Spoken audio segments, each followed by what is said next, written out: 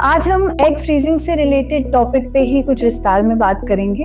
आमतौर पे पूछा जाता है कि एग फ्रीजिंग हमें कब करवानी चाहिए, क्या इसका कोई एज लिमिट है? तो जी हाँ, आपको ये जानना बहुत जरूरी है कि एग फ्रीजिंग की एक एज लिमिट होती है। हमने पढ़ा है, जाना है, समझा है हमारे इतने पुराने वीडियोस के माध्यम से कि जैसे जैसे एक महिला की उम्र बढ़ती जाती है, उसके एग की क्वांटिटी प्लस क्वालिटी गिरती जाती है, डिक्लाइन होती जाती है।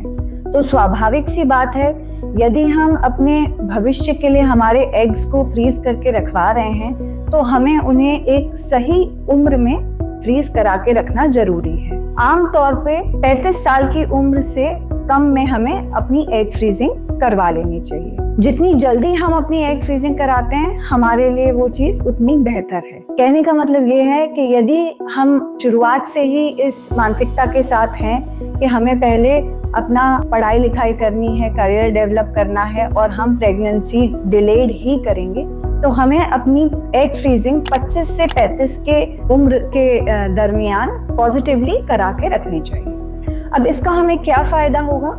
इसका हमें ये फायदा होता है कि यदि हम लेट प्रेगनेंसी प्लान करते हैं तो हमारे पास हमारा अच्छे क्वालिटी के एग का एक ऑलरेडी रिजर्व है, जिसे हम आईवीएफ के माध्यम से यूज कर सकते हैं और प्रेगनेंसी कंसीव कर सकते हैं। क्योंकि यंगर द एग, जितनी कम उम्र का एग होता, उसकी क्वालिटी उतनी बेहतर होती है और उसकी प्रेगनेंसी में कन्वर्ट होने की क्षमता बेटर होती है। दूसरा सबसे इम्पोर्टेंट चीज जो होती है कि जो बढ़ती उम्र के साथ साथ एक भ्रूण के विकास में प्रॉब्लम्स देखी जाती हैं, जो डिजीजेस एज रिलेटेड होती हैं, जो एक भ्रूण के विकास के टाइम पे पनप सकती हैं, वो सारी ही प्रॉब्लम से हम फ्री हो जाते हैं यदि हम एक यंग एज में अपने एग्स को फ्रीज करा के रखते हैं और उनका भविष्य में फिर इस्तेमाल करते हैं। आशा करती हूँ जानकारी आपके काम आएगी।